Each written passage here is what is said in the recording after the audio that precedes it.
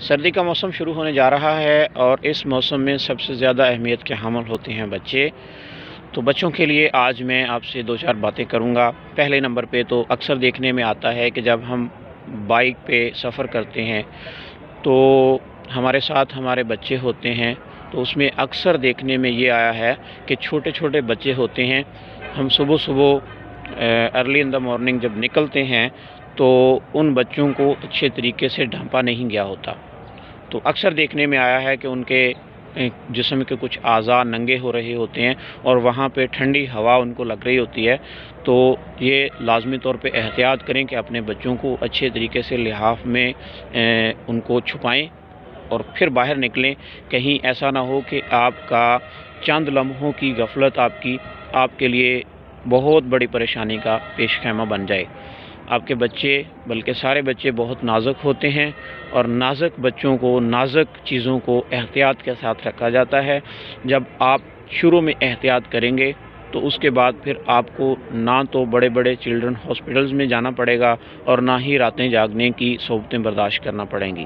اور آپ کے لیے جو میں بات کروں گا وہ یہ ہے کہ اپنے گرم کپڑوں کا بندوبست کر لیں، اور آج کل کے موسم میں بچوں کے لیے جو خاص طور پہ پرابلمز آتی ہیں، جن میں چیسٹ انفیکشن ہے، جس میں کف ہے، کھانسی ہے، اسی طرح پھر نمونیا ہے، پسلیوں کا چلنا جسے کہتے ہیں، تو ان عوارضات میں آپ کو مشورہ دوں گا کہ اپنے گھر میں شہد ضرور رکھیے، اور ساتھ میں دیسی انڈے کی زردی اپنے بچوں کو کوشش کریں کہ روزانہ تھوڑی تھوڑی کھلاتے رہیں، اور ساتھ میں ایسے کریں کہ ایک سادہ سی ہرب ہے، ایک سادہ سی دوا ہے، دیسی دوا جسے کہتے ہیں، یہ ہے فلفل دراز یا مگاں۔